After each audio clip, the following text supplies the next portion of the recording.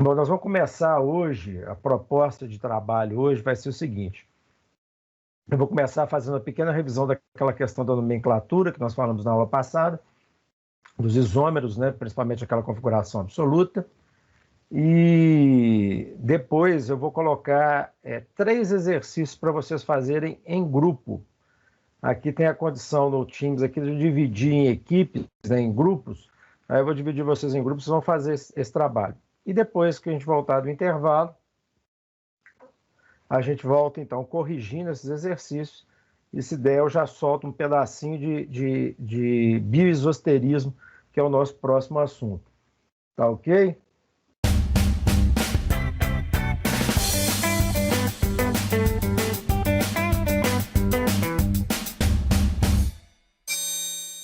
Bom, então na aula passada, nós falamos novamente sobre a questão da quiralidade, né?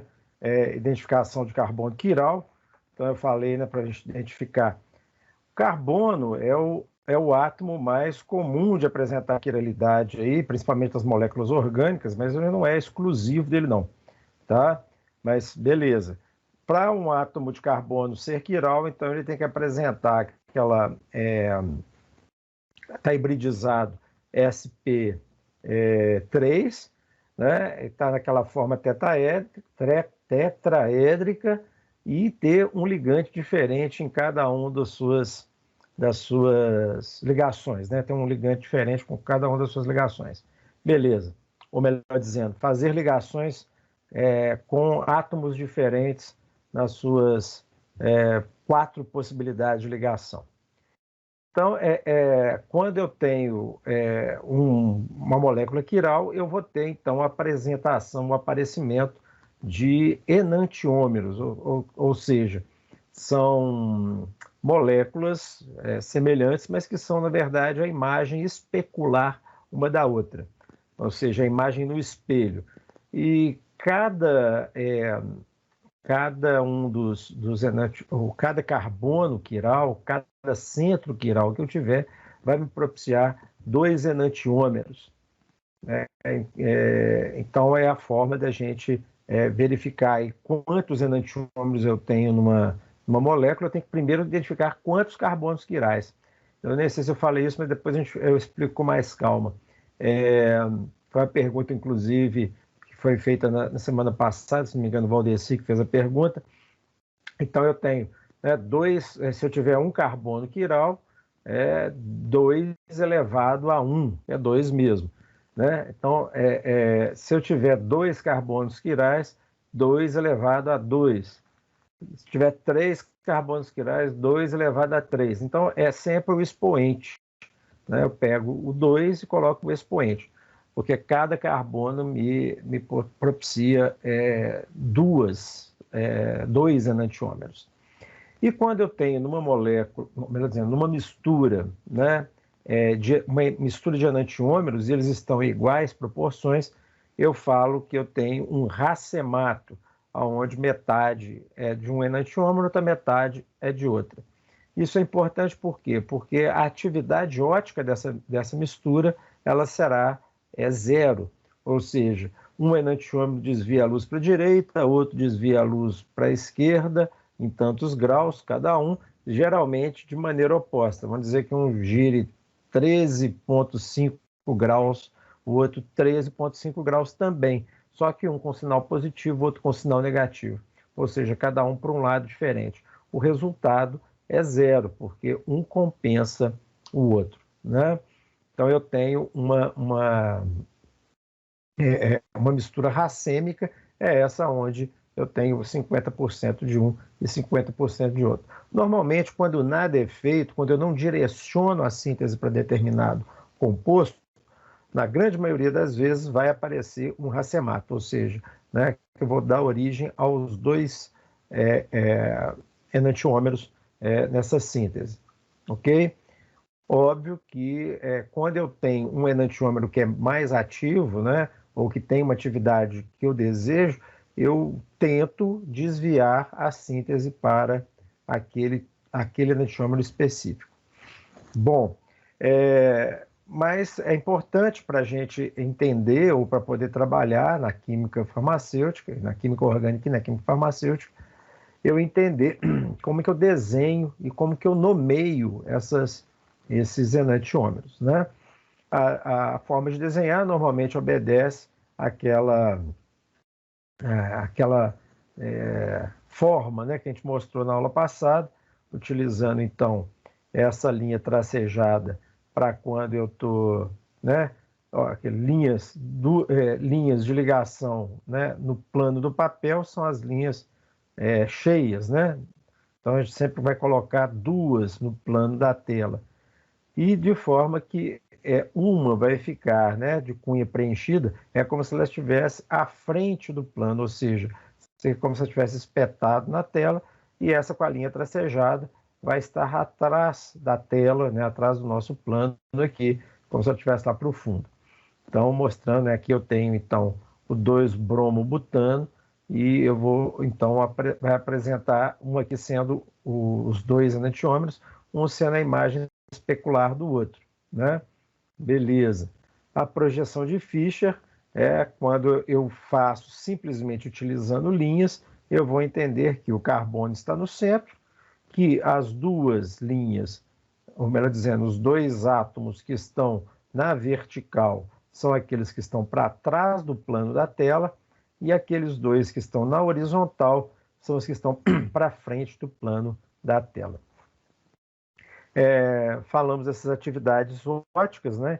Então, quando aparece na terminologia um mais ou um menos, né, no nome do composto, é porque, quando é mais, é porque é dextrógeno, ou seja, que vai girar a luz ou desviar a luz para o sentido horário. E o levógeno, que vai desviar para o sentido anti-horário, né? Então, o relógio, se você pegar o relógio, ele gira da esquerda para a direita, né? Então, ele vai girando, ou melhor dizendo, faz isso, né? E o outro faz da direita para a esquerda.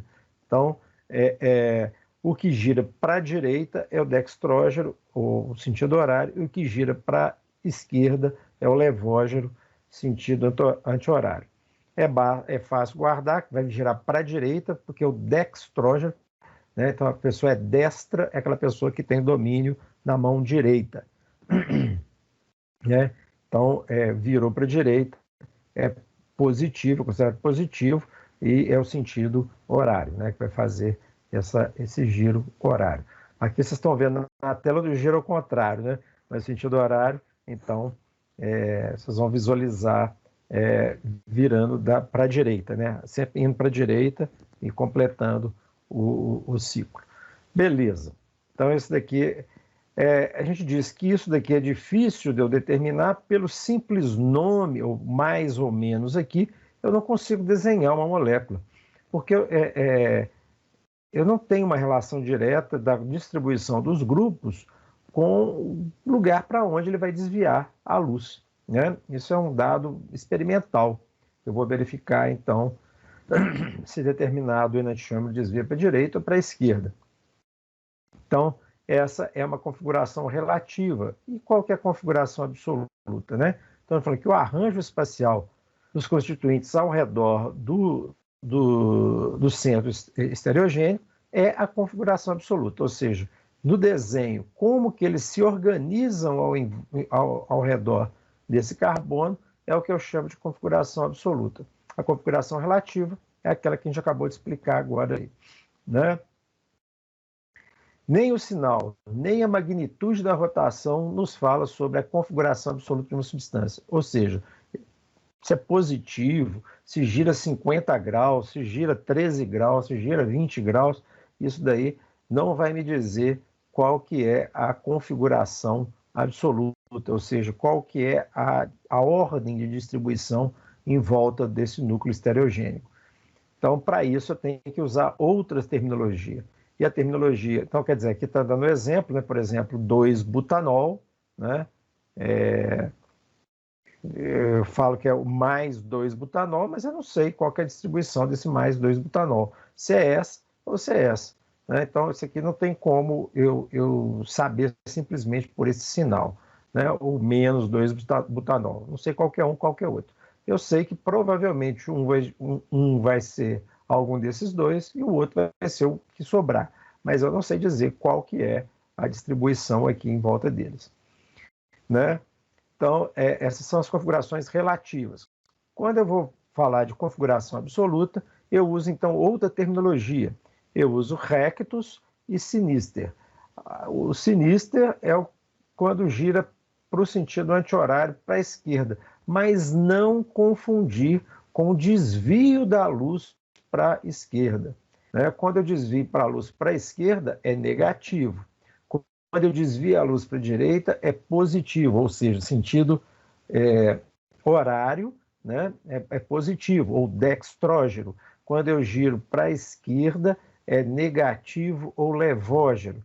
Isso aí é em referência à atividade óptica dessa substância. Entretanto, a configuração absoluta, ou seja, a forma como esses substituintes se localizam ao redor do núcleo estereogênico, isso aí eu vou dar o nome, né, vou chamar de rectus ou sinister, de acordo com aquelas regras, né, aquelas regras de nomenclatura que nós dissemos, né? Então, a nomenclatura. Primeiro eu vou numerar os substituintes de acordo com uma prioridade. Que prioridade? Eu vou colocar sempre os que têm um número atômico maior, né, com maior prioridade, né? Então, eu pego uma tabela periódica e vou olhar. Se eu tenho ligado lá um outro carbono, ligado ao carbono estereogênico lá, né, o núcleo, né, no carbono quiral. Se tem ligado lá um carbono, um nitrogênio, um oxigênio e um flúor, bom, aí eu vou olhar, né, quem que é o maior? Ah, é o flúor, beleza. Quem que é o segundo maior? O oxigênio. Quem que é o terceiro maior? O nitrogênio. Quem que é o quarto? É o carbono. Ah, beleza. Então, a partir dessa determinação, eu já vou orientar, né? Eu vou orientar no espaço esse meu composto. Aqui no caso está mostrando, então, né, o carbono não está representado aqui, mas é essa área de congruência de todas as retas, né? Então, aqui, no mesmo plano, eu tenho um grupo metil, ou seja, um CH3, e eu tenho um ácido carboxílico, nesse caso aqui, né?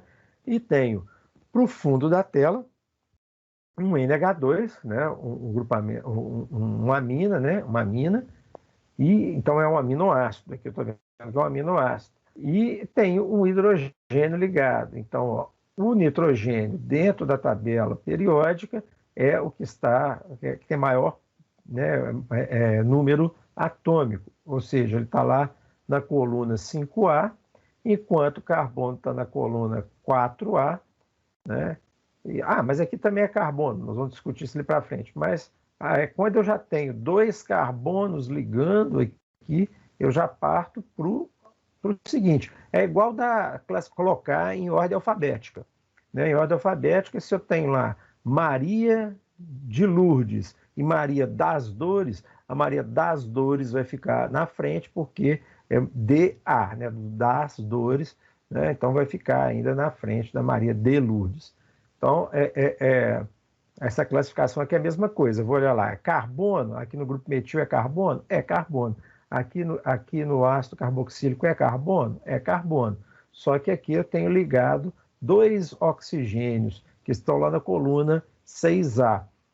E esse daqui eu tenho um outro carbono ligado a 3 hidrogênios, que está na coluna 1. Então, né, esse daqui vai ganhar a segunda prioridade. E esse daqui fica com a terceira, e o hidrogênio, pobrezinho, vai ficar lá para trás, né, com a prioridade 4, né? Bom, então é só explicando isso daqui, né? Então, depois disso feito, eu reposiciono, colocando aquele de menor hierarquia, ou seja, o que tem maior número aqui dos que foram dados, né? O de menor sequência, vamos dizer assim, o de menor prioridade, que é o hidrogênio aqui, eu coloco ele para trás, né? E projeto como se os outros grupos estivessem, todos eles, espetados na tela, como se estivessem virados para frente. De forma que eu vou depois fazer, então, uma sequência, né? O 1, aqui é o 2 e aqui é o 3. Então, eu faço esse movimento. Esse movimento é um movimento anti-horário. Portanto, ele vai receber o nome de S, né? Então, anti-horário. Né? Então, AS alanina. Né? Então, seguindo essa lógica que nós falamos, eu vou pela sequência. O de maior prioridade, o segundo maior, de maior prioridade, o terceiro de maior prioridade. O quarto de maior prioridade fica escondido lá atrás. Tá? Então, ela recebe o nome de Sinister. Ah, esse daqui gira para a direita ou para a esquerda? Não faço nem ideia. Tá? Não faço ideia. Aí tem que ver a atividade ótica mesmo dessa substância. Ok? Bacana. Aqui também, né, mesma coisa lá, né, do bromo butano, o 2-bromo butano. Então, o bromo está aqui ligado no segundo carbono. Esse carbono é o carbono estereogênico, é o carbono quiral. E eu vou, então, estabelecer a prioridade. Bromo é maior, número 1. Quem que é o segundo maior? Eu tenho aqui um grupo metil e um grupo etil. O grupo etil é maior, né? Tem 2 carbonos aqui, só tem um carbono. Então, recebe o número 2. 3 e o 4 novamente fica lá o nosso pobrezinho do hidrogênio, né? Reposiciono, coloco, ele já está lá para trás, né? Então é só imaginar que eles estão todos aqui espetados para frente. Então eu vou seguir a ordem. 1, 2, 3. Aqui também está girando no sentido anti-horário. Esse aqui vai ser o S, né? Beleza. Aqui outras formas de classificar, se eu tiver, né, duplas ligações, eu considero como se eu tivesse ligado a 2 átomos desse, né? Então o carbono ligado, fazendo uma dupla ligação com o oxigênio, é como se ele tivesse ligado com 2 oxigênios. Carbono ligado com dupla ligação com outro carbono, é como se ele tivesse ligado a mais 2 carbonos. 3, a mesma coisa, como se tivesse ligado a 3, fosse um carbono terciário. Ok? E aqui, então, a gente vai fazer a mesma distribuição. Aqui, ó, o oxigênio, o carbono, está ligado com um oxigênio dupla ligação, como se estivesse ligado com 2 oxigênios.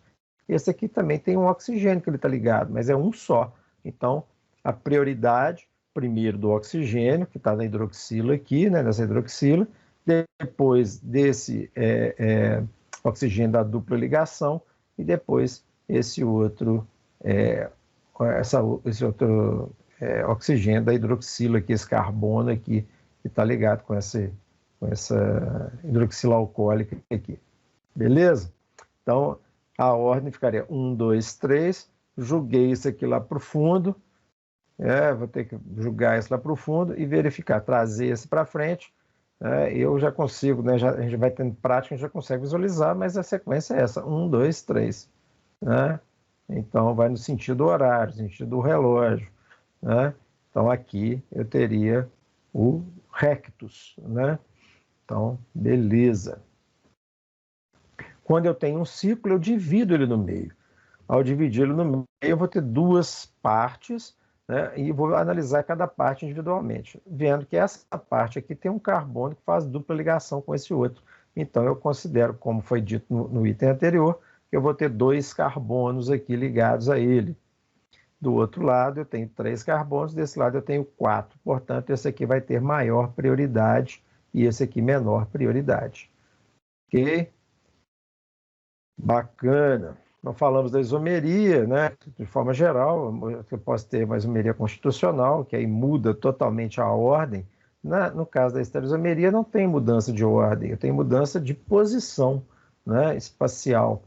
Então, eu tenho 2 substâncias aí, né, que têm distribuição espacial diferente. E falamos também dos diastereoisômeros. Os diastereoisômeros são aqueles que não têm atividade ótica. Tá? Eles não têm propriedade ótica. Nem essa questão de propriedade especular, não é uma propriedade especular.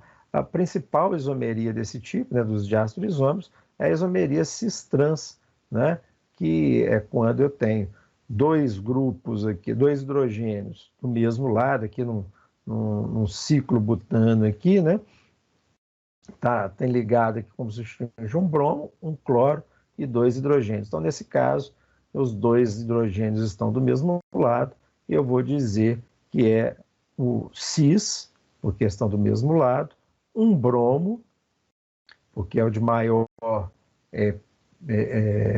prioridade, maior peso molecular, de maior número atômico, melhor dizendo, o cloro, um bromo, três cloro, esse aqui é o 1, 2, 3, 3 cloro ciclobutano.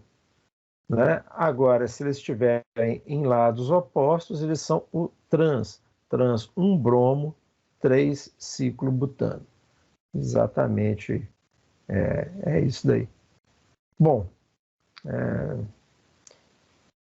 eu tenho, né, também estereoisômeros que não são enantiômeros, né?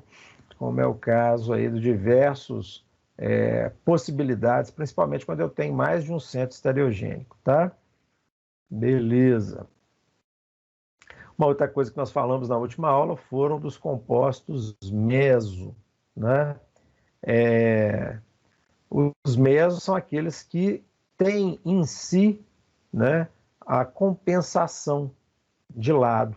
Quando a gente falou no racemato, que no racemato eu tinha 50% de um enantiômero e 50% de outro, a gente disse que o plano da luz polarizada era desviado por um lado por um enantiômero e para outro por outro enantiômero, então havia uma compensação. Só que essa compensação é uma compensação que eu falo compensação externa, porque um desviou para um lado, um outro que está externo a ele, ou que está no mesmo composto, mas que não é ele próprio, desvia para o outro lado. Então, isso é uma compensação externa. Quando, no caso dos meso, eu vou verificar o seguinte, eu tenho dois centros quirais aqui. Esses dois centros quirais, né, quando eu observo a molécula, é como se esse lado de cima fosse o reflexo ou melhor dizendo, esse daqui de baixo fosse o reflexo do de cima, como se ele tivesse chegado na beirada de um lago, né, como a gente vê em algumas fotografias aí, e eu tivesse, então, como a imagem especular do outro, um lado, a imagem especular do outro lado. Então, aqui desvia a luz por um lado, aqui desvia a luz por outro, dentro da própria molécula. E com isso eu digo que há uma compensação interna, ou seja, é dentro da própria molécula que isso acontece, tá? Então, foi mais ou menos isso que a gente falou na última aula aí.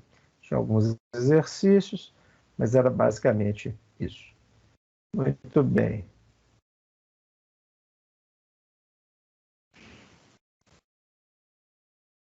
Vou abrir as salas.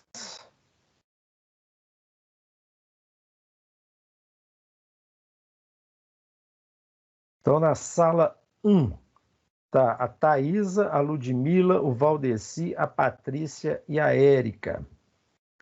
Sala 2, Everton, Gleice, Esther, Josilene e Maria Cristina. E na sala 3, Ana Luísa, Maria do Rosário, Gabriela e Jéssica.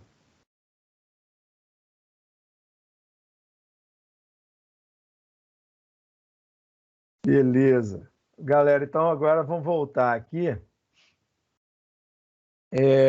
Vamos fazer a correção, então. É bom, né, eu fazer uma coisa diferente um pouco para poder vocês participarem mais, porque senão fica aquela aula sonolenta que só eu falo e alguns perguntam, né? Então aqui pelo menos envolve mais vocês todos. Então vamos lá, eu vou tentar ir resolvendo as questões com vocês passo a passo, tá? É só compartilhar a tela aqui, então.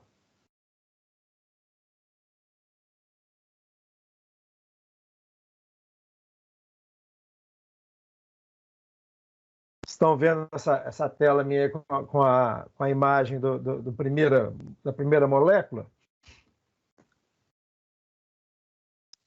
Sim. Beleza?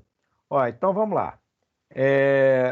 Aqui, ó, eu peço a primeira coisa para poder localizar o carbono quiral. Quais que eram os pré-requisitos para eu ter um carbono quiral? Primeiro, tinha que estar hibridizado sp3. Todos eles estão, não é isso? Na verdade, eu não falo para você achar o carbono quiral, eu falo para você achar o centro quiral. Tá, beleza. Então, todos eles estão fazendo 4 ligações, portanto, todos eles estão hibridizados sp3. Bacana. Depois, eles tinham que estar ligados, cada um, com 4 grupos diferentes. Ó, esse daqui ligado com 3 hidrogênios, já está descartado. Esse daqui ligado com 2 hidrogênios, esse ligado com 3 hidrogênios estão descartados. Só sobrou esse. Esse tem ligado aqui um grupo metil, aqui um grupo etil e aqui uma hidroxila, além do hidrogênio. Então, esse aqui cumpre os pré-requisitos. Então, o que eu tinha que fazer? Porque estão 2. Então, primeira coisa, então, já localizamos esse daqui como sendo o carbono quiral. Ok? Então, essa aí foi a questão 1. Beleza. Depois eu tinha que desenhá-los, né? Desenhar os 2 enantiômeros. Para poder ficar mais fácil, eu vou escrever esse aqui et e esse daqui met, tá? Para poder a gente ficar mais fácil de desenhar. Então, põe o carbono no centro. Eu tinha, então, essa distribuição, né? A gente sempre coloca 2 no mesmo plano, né? Um espetado para frente e o outro com aquele pontilhado para trás. Não é isso? Então, vamos colocar os 2 grupos aqui que fazem parte da cadeia principal. Então, vamos colocar aqui o grupo metil e aqui o grupo etil. Bom, o que sobrou? Sobrou, então, a hidroxila, que eu vou colocar aqui. Deixa eu colocar de vermelho para poder destacar aqui. Não, a cor é aqui. Vai destacar aqui, então, que é o oxigênio que está ali representado. Então, o oxigênio mais o hidrogênio. A hidroxila aqui. E eu tinha um hidrogênio solitário ali no fundo. Bacana. Esse enantiômero ficou fácil, né, da gente visualizar. Deixa eu até fazer uma coisa, deixa eu apagar isso aqui para poder ficar mais certinho aqui a nossa distribuição espacial. Deixa eu voltar aqui na tinta preta. Então eu teria alguma coisa assim, ó. Aqui estaria então o meu hidrogênio, lá no fundo. Beleza. Aqui ficou fácil a gente visualizar, porque eu terei que rotacionar esse hidrogênio um pouquinho só jogar ele um pouquinho mais para trás, para colocar esses 3 grupos aqui, todos eles espetados na tela, né? Não preciso nem disso, eu posso, por aqui mesmo, eu já consigo visualizar a rotação. Olha só, primeiro, eu vou dar prioridade ao que tem o maior número atômico, que no caso específico aqui é o... deixa eu colocar outra cor aqui, não ficou bom isso não. Deixa eu colocar uma outra cor para poder destacar. Vamos pôr de verde aqui. Então, esse aqui seria o grupo 1, não é isso? Porque o oxigênio tem maior número atômico. Depois eu tenho 2 grupos aonde estão ligados também carbonos. Só que esse aqui tem 2 carbonos, que é um etil, e esse daqui tem um carbono só, que é um metil. Então, esse daqui vai ganhar prioridade 2 e esse aqui prioridade 3. Lembrando que nosso amiguinho hidrogênio vai ser o 4. Bacana. Aqui, então, é só eu fazer o meu sentido aqui, ó. Tá rodando nesse sentido, concorda? Ó. Isso daqui, a não ser que seja um relógio estragado que eu vi aí, tá no sentido anti-horário, correto? Correto. Anti-horário. Horário. Quando está no sentido anti-horário, ele recebe o nome S. É isso? Isso.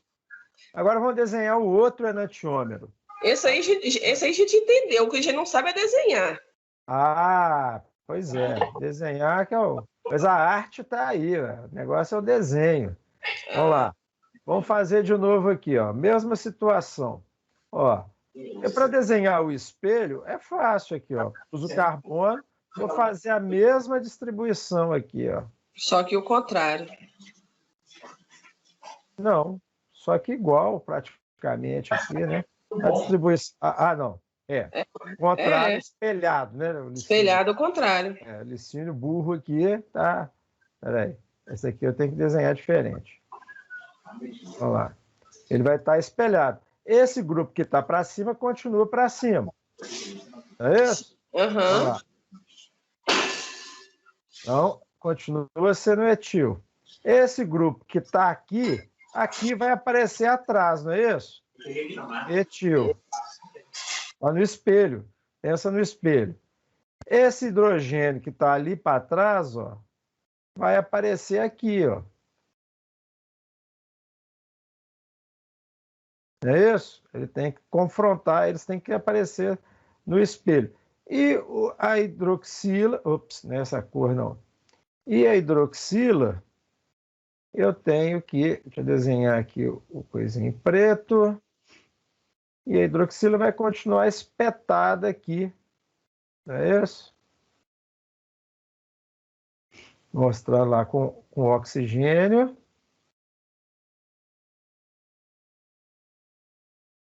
E o hidrogênio. Eu até vou colocar o hidrogênio na frente aqui, vai poder mostrar que é o espelho mesmo lá. Ó. Não é isso? Ó?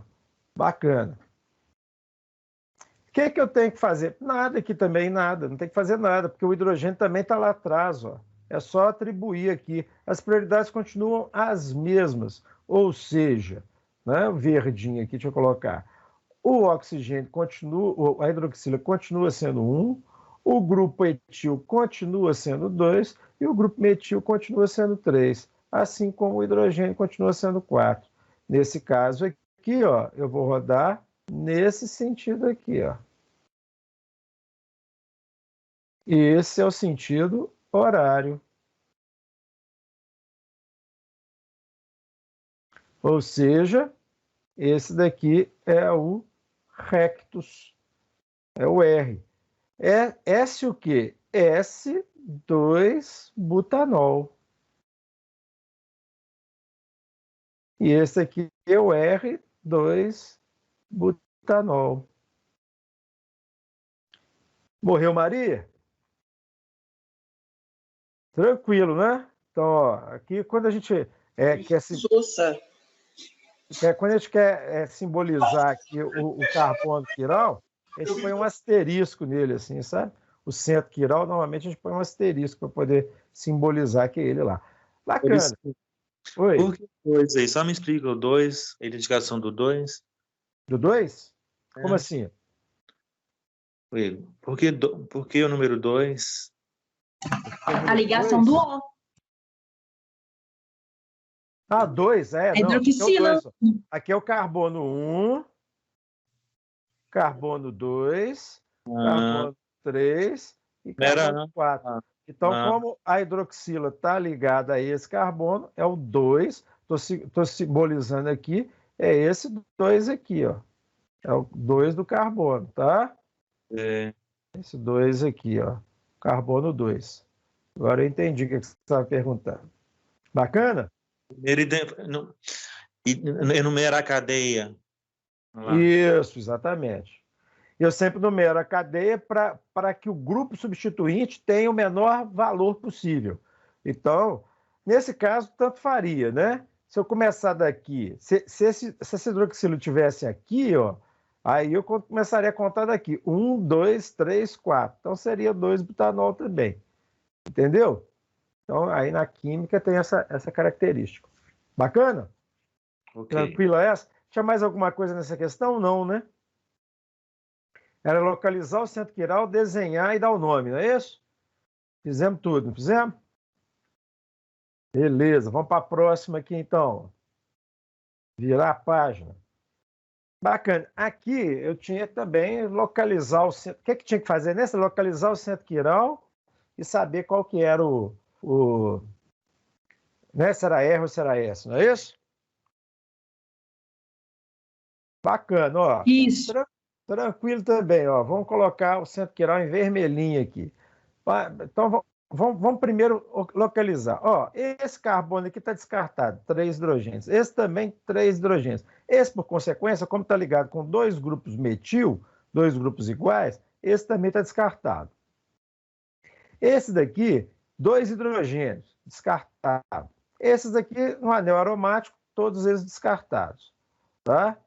Esse daqui, grupo metil, descartado. Esse aqui com uma dupla ligação hibridizada sp2, descartado.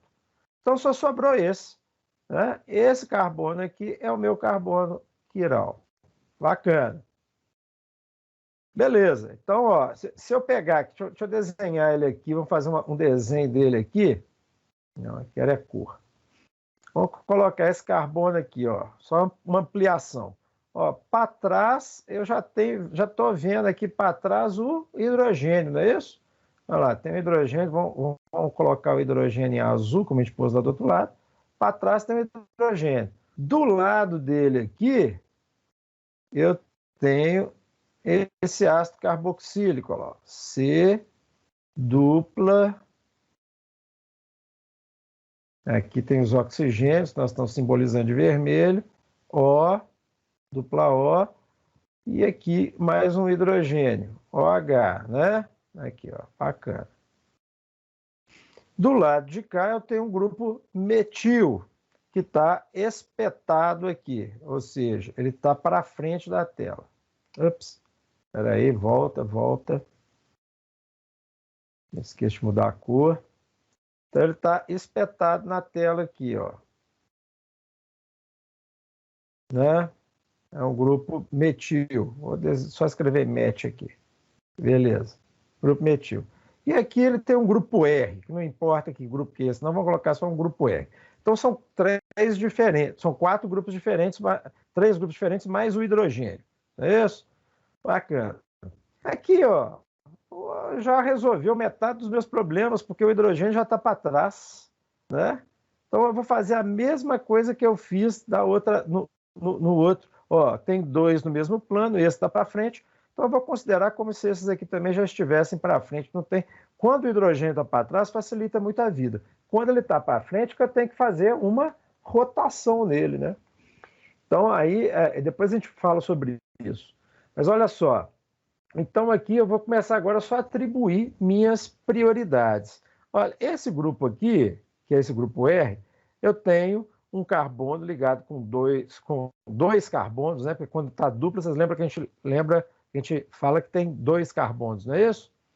Então, tem ligado com 2 mais 1, 3, tá? Então, quer dizer, carbono, está ligado com carbono. Esse daqui está ligado com hidrogênio e esse aqui ligado com oxigênio. Quem é que vai ganhar a prioridade 1? Quem que vai ser do Big Brother aqui? Quem que vai ser o imune? Né? Qual desses grupos? Carboxila. Isso. Então, esse daqui, ó, esse carbono aqui é o 1. Beleza. O outro, ó, que está ligado com mais carbono. Esse é o 2, não é isso? Esse grupo aqui, ó. Vamos colocando aqui também para poder ver. 1, 2. E esse daqui é o grupo 3. O nosso amiguinho carbono ficou lá, hidrogênio ficou escondidinho lá no fundo. Ó, então aqui, ó, sentido. O quê? Horário. Hã? Horário. Horário? Anti-horário. É anti-horário. Anti-horário. Que anti-horário, gente? Onde vocês estão tirando? É horário. É horário. Vocês falam que lado? Nossa Senhora! Relógio de vocês é diferente. As meninas até deixou eu confusa aqui agora, falando anti-horário. Nossa Senhora, o que eu tô fazendo de errado? Horário, portanto, é o R, rectus. Ah, não sei, professor, não guarda esse negócio de R. Lembra? Relógio. O relógio funciona em que sentido? Sentido horário. Então é o rectus. Ó. Quando tiver sentido horário, é rectus. Então, ó, esse daqui é o meu ibuprofeno, né? R, ibuprofeno. O que estava denunciado? Alguém lê para mim aí que eu estou sem enunciado aqui. Aí fala que né, é o ativo, que é analgésico, anti-inflamatório, e o outro é o inativo, não é isso? O que é ativo é o S. O que é inativo é o R, que é justamente esse que nós temos aqui, né? O ativo, quando eu tenho um que é ativo, né, que produz o efeito terapêutico, eu falo que ele é o eutômero.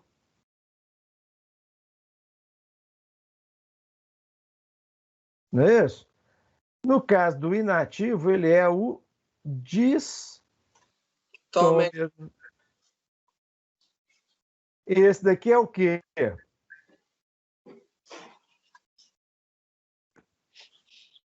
Esse daqui é o quê? Eutômero ou distômero? Distômero. Beleza, vamos apagar isso aqui então. Então, ó, resolvida a questão 2. Distômero. Olha lá, ó. Então, opa, vou voltar aqui. Então, essa é a resposta nossa aqui, distômero. Beleza, respondida a questão 2 também. Ele é o inativo? É o inativo. É o inativo. Agora tem que ficar atento ao seguinte: em alguns casos, eu tenho um dos enantiômeros com um efeito e outro com outro efeito. Vocês lembram que eu citei lá? Nem lembro o nome da substância. Eu sei que um era analgésico e o outro era antitussígeno. Então, quer dizer, nesse caso, eu vou ter que falar para qual efeito que eu estou dizendo. Então, quer dizer, um dos enantiômeros é o eutômero para o efeito analgésico e o outro era o eutômero para o efeito antitussígeno. Então, se eu tenho dois efeitos diferentes, eu vou ter aí dois eutômeros diferentes, mas para efeitos diferentes, tá? Então, se eu fixo um efeito, um é o eutômero, o outro é o distômero, ok? Entretanto, distômero não significa que ele não vai ter efeito nenhum. Ele não tem aquele efeito, mas ele pode causar, por exemplo, como é o caso da talidomida que nós falamos, que um dos enantiômeros pode causar teratogenia. Então, é importante a gente saber esse tipo de classificação e de entender o que é um e o que é outro. Bacana? Então, essa questão 2 aqui está resolvida também. Podemos ir para 3? Dúvidas aqui? Alguém quer mais perguntar? É só colocar aqui, que depois eu mando para vocês. Aqui é o 3, né? E o 4 aqui, que é o hidrogênio lá atrás. Beleza? Ó, tranquilo. Vamos lá. Vamos passar então para o 3. O exercício 3 era um pouquinho mais complicado. No início da aula, eu falei com vocês, eu queria justamente que vocês entendessem isso. Que o centro quiral não necessariamente vai ser um carbono. Tá? Então, quer dizer, a gente aprendeu aqui até agora que é um carbono. Mas nesse caso específico não é. Ok? Nesse caso específico, que é o caso do omeprazol, o centro quiral é um enxofre. Tá? Então, aqui, ó, a gente pode observar, deixa eu colocar aqui, ó.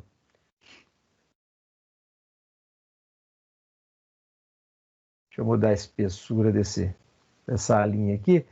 Nesse caso aqui vai ser o enxofre. Ah, professor, mas ele não está hibridizado SP3. Ele não vai estar hibridizado SP3 não, porque a hibridização dele é totalmente diferente. Mas ele está fazendo 4 ligações diferentes, não está? Olha só, aqui ele tem um par de elétrons livres projetado para trás da tela. Aqui ele tem uma dupla ligação com o oxigênio. Aqui ele tem esse grupo volumoso aqui, que é Ai, gente, esqueci. É Ai, como é que é o nome disso? Benzilamina? que está virado aqui, está espetado na tela. Nos dois casos aqui está espetado na tela, né? E tem o oxigênio, desculpe, né? E tem esse outro grupo aqui também ligado a ele. Então tem 4 grupos diferentes ligados. Tem o par de elétrons livres, eu tenho o oxigênio e tenho e tem esses grupos aqui, né? Beleza. Então aqui é um problema. Como é que eu vou determinar qual que é o S ou qual que é o R? Da mesma forma, né? Vão atribuir a eles aqui as prioridades. Nós estamos atribuindo as prioridades de verde, vamos continuar atribuindo de verde, usando a linha mais fininha aqui. Olhando aqui, qual desses tem maior prioridade, né, dos que estão ligados ao enxofre?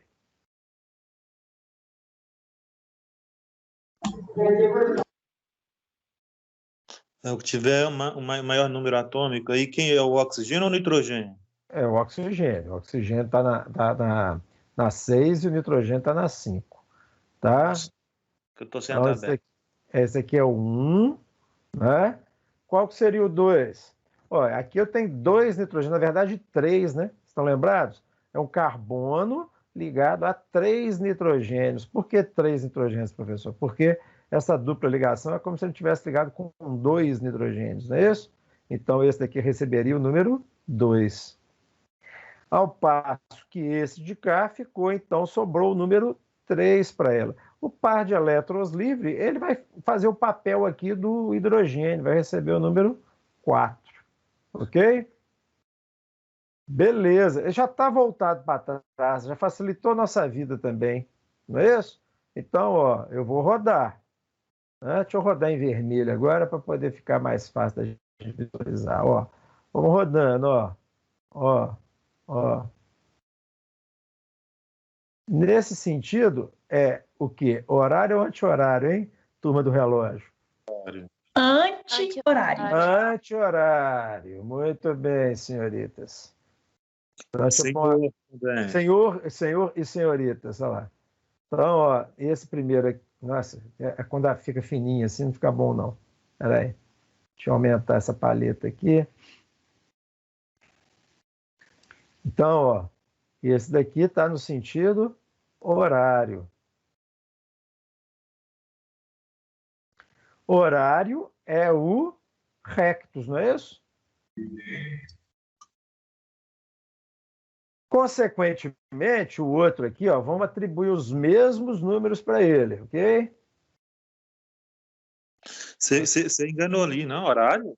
Não é anti-horário, não?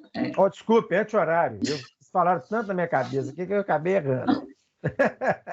Anti-horário. Anti-horário. Anti-horário. Deixa eu apagar aqui. Deixa eu apagar isso daqui também, que ficou de tamanho diferente. Vamos lá. É mais grossinho aqui. Então, esse é o anti-horário. Consequentemente, é o S. Não é isso?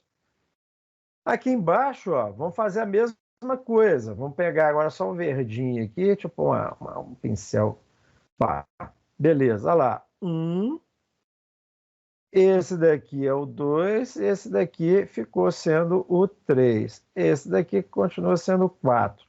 Da mesma forma, vamos fazer a nossa volta. Ó. 1, 2, 3. Agora sim, no sentido do relógio, agora sim, horário.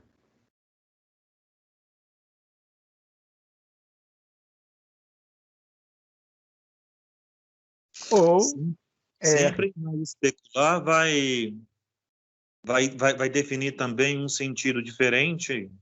Como? Sempre a imagem especular vai ser também um sentido diferente.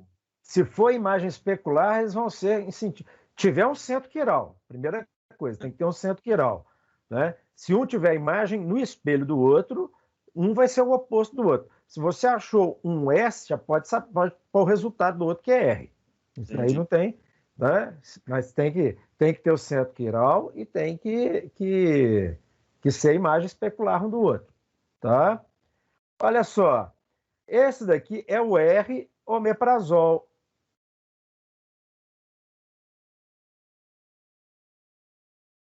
E esse daqui é o S-omeprazol. Lê o enunciado para mim aí, por favor, Valdeci. Você está com ele aí aberto? Ou alguém que tiver com ele aberto aí? Eu arrumei uma confusão hoje, que eu abri celular e notebook. No notebook, consegui sair da sala 3 de forma nenhuma, só estou no celular. Então, beleza. Então, quem tiver aí com a questão aberta, lê para mim aí, por favor. Ninguém? Eu estou com ela aqui. Vamos cá. Deixa eu ver aqui. Vocês estão vendo a minha tela aqui? Então, né? Deixa eu aumentar aqui, ó. Então, ó. Deixa eu só centralizar aqui. Beleza. Dentre os diversos exemplos de fármacos enantiômeros isolados, podemos destacar o fármaco esomeprazol, comercializado na forma do enantiômero puro, obtido a partir do fármaco protótipo omeprazol, originalmente desenvolvido e comercializado como racemato e prescrito na diminuição da secreção. Peraí, tem alguém saiu aqui? O que foi? Eu vi um barulhinho aqui. Vocês estão me ouvindo? Sim. Então, beleza. Sim. Eu dei um barulhinho aqui, eu achei que tivesse caído a ligação. Bom, então, no racemato prescrito para diminuição das secreções gástricas em pacientes com refluxo esofagino, gastrite e úlceras gástricas e duodenais. Aí está pedindo aqui, né, que foi pedido foi identificar o centro quiral e dar a nomenclatura correta para esse, né? O esomeprazol é o eutômero e apresenta a configuração absoluta S. Identifique-o. Ó, beleza, resolvida a questão aqui, ó. Esse daqui é o esomeprazol, tá? Também, então aqui, chamado de esomeprazol.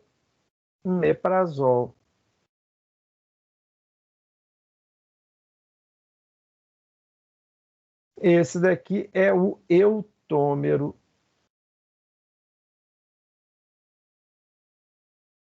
Olha só como é que eles fizeram a jogada aqui. Eutômero, S, omeprazol. Eutômero, S, omeprazol. Esomeprazol. Deram o nome da molécula. Beleza? Entendido aí? Então, ó, o que acontece? Eu não sei, se alguém tem farmácia aí, pode me informar. Qual que é o preço do esomeprazol? Alguém sabe me dizer aí, uma caixinha? Os 3 olhos da minha cara. Os 3 olhos da sua cara? Tá, uns R$30, 40, uns 30. Vamos colocar em torno de R$30. Esomeprazol custa de R$ 49,90 com 28. Uhul! Beleza! 49. Na minha, uns 30, 35.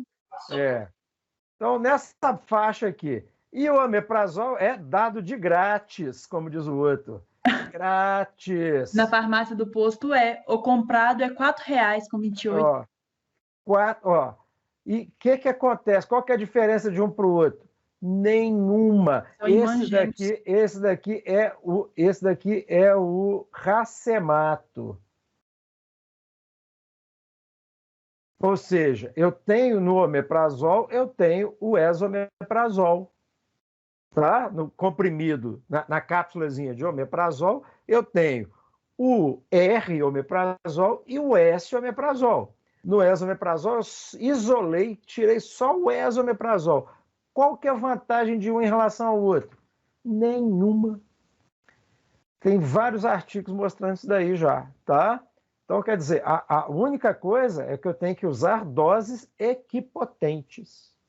Se eu quero um efeito, né, porque é metade, né? Então, o racemato é metade. Basta eu dar o dobro do omeprazol que eu resolvo a situação. O outro não tem efeito tóxico, tá? Então, posso usar o omeprazol tranquilamente. vocês percebem qual que é a importância. Ah, química farmacêutica. Para que eu vou estudar química farmacêutica e desenvolvimento de fármaco? Eu nunca vou trabalhar com isso. Eu quero trabalhar na farmácia. Mas até na farmácia, para você orientar seu paciente, você está, né? Se você souber química farmacêutica, você descobre muita coisa aí que você pode ajudar aí seu usuário. Tá? Então, ó, o médico manda lá, o médico fala assim, eu quero o esomeprazol, não pode ser o omeprazol, porque o omeprazol não funciona. Ainda mais se for genérico, como o povo diz, né? Então, aí você fala, professor doutor, só sabe que a matéria-prima toda vem da Índia, tanto de um quanto de outro, né? Todos os omeprazol que vocês compram aí no mercado, a maior parte, 99% deles, a matéria-prima é do mesmo lugar. São feitos da mesma forma. O esomeprazol eu só retiro, né? Aí eu tenho uma síntese direcionada e faço um isolamento, pego só o esomeprazol. Se eu usar o omeprazol, estou resolvendo o problema do mesmo jeito. Aliás, depois vou postar uns artigos aí que mostram que todos os inibidores de bomba de próton comparados, não há diferença significativa entre eles. Então, pantoprazol, lansoprazol, o que vocês quiserem, não há grande diferença. Dexlansoprazol, esses aí é só para poder arrancar dinheiro, tá? Contornar a lei de patente e ganhar dinheiro, só isso. Ô, Licinho, Oi. você falou que vai ter que dobrar a dose do omeprazol para ter a potência do ESO? Por exemplo, o esomeprazol, quais as apresentações que tem no mercado aí? Você não trabalha em farmácia. Quem trabalha? Acho que de 40 o 20 e 40 miligramas. 20 e 40. 40 miligramas equivale a 80 miligramas de omeprazol. É só dobrar. Ah, mas ele faz muito mais efeito. Claro, estou usando como se fosse 4 comprimidos omeprazol de 20. Então vai fazer mais efeito. Tem alguma vantagem terapêutica? Nenhuma. Por quê? Eu não quero. O grande problema, quando eu uso uma dose dessa, depois nós vamos até discutir isso, eu vou provocar uma acloridria. O que é isso? É quando não há liberação de ácido clorídrico. A liberação de ácido clorídrico ela é feita nas células parietais do estômago. As células parietais, além de liberar o ácido clorídrico, liberam também o fator intrínseco. O fator intrínseco é o que faz a absorção de vitamina B12. Ok? Então, eu vou reduzir a absorção de B12. Menos ácido clorídrico, o ácido clorídrico, ele também, o HCl, é ele que ativa o pepsinogênio.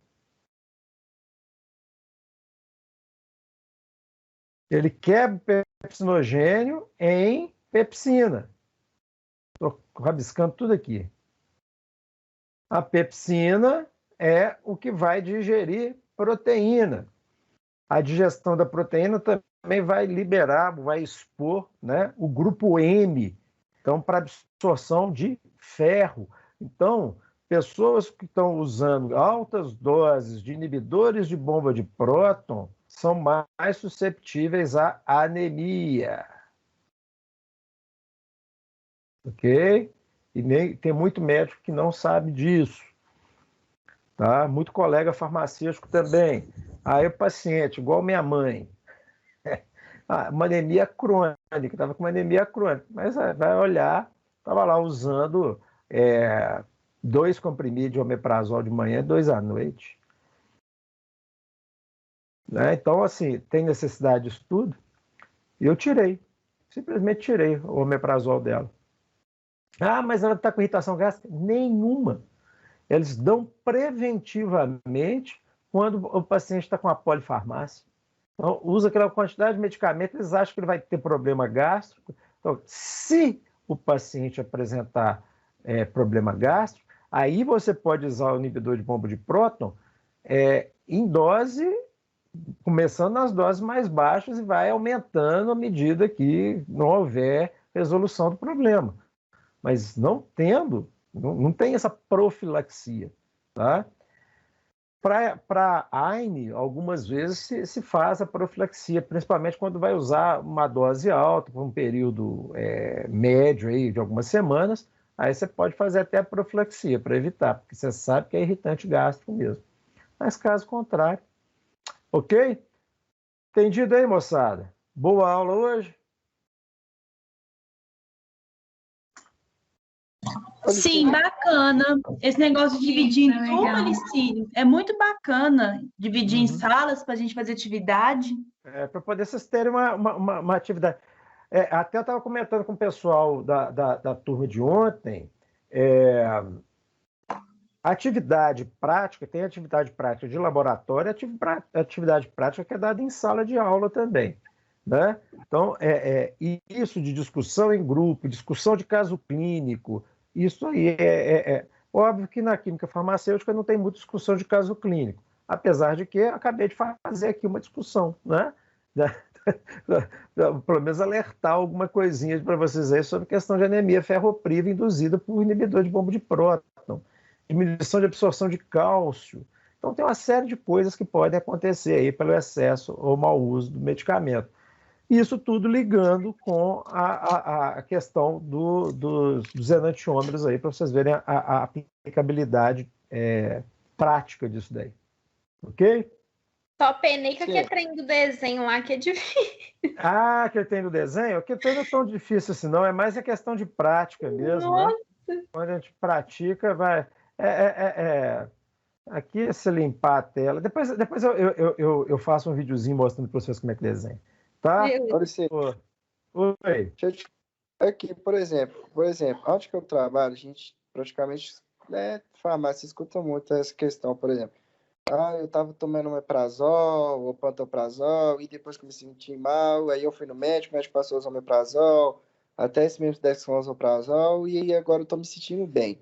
Aí, tipo assim, muitas das vezes o cliente chega e pergunta para você assim, por que isso? Entendeu? O porquê disso. Uma boa pergunta, né? Aí é muita questão do fator psicológico aí também, né? Tem muito dessa questão do fator psicológico. Isso daí, teoricamente, não tem muito sentido. Óbvio, por exemplo, eu estou usando um medicamento que é um racemato, eu estou jogando metade dele fora, entre aspas, né? Jogando metade dele fora, ou seja, metade não está sendo aproveitada. Entretanto, ela está exigindo a metabolização hepática do mesmo jeito. Se a pessoa tiver algum problema hepático, aí eu consigo até entender que possa ser um complicante.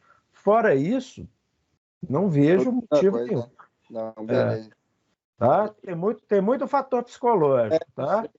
Às vezes o povo pergunta, né, Chico? Por que isso, entendeu? Aí agora já... Então, beleza. Eu já fiz experimento assim dentro do hospital, né? Tinha nego lá que na hora que você subia para a dose coletiva medicamento, se ia na genérica, o povo reclamava lá, isso aqui não está fazendo efeito. Aí você guardava o frasco do medicamento de referência e tal, transferia e mandava para lá, o do genérico. Aí resolvia, todos eles faziam efeito. Do mesmo jeito. Né? Fantástico, tá? Então, tem umas coisas assim que são muito no psicológico. Entendido? Ok? Tranquilos aí, então? Então, na próxima aula, nós vamos falar sobre bioisosterismo, que é um outro tópico, e depois nós vamos entrar em alguns grupos, só para poder a gente ver a aplicabilidade dessas coisas que nós vimos. Nós vamos falar de antihistamínicos e de inibidor antihistamínicos H1 e H2, e vamos falar também dos inibidores de bomba de próton, ok? Acetilcolina, se der tempo. Bacana? Então é isso, pessoal. Bom descanso para vocês. Boa noite e até semana que vem, se Deus quiser e a Covid permitir. Boa noite, Lici. Bom descanso. Tchau, tchau para vocês. Boa noite. Tchau, Lici. Boa noite. Tchau, gente. Boa noite.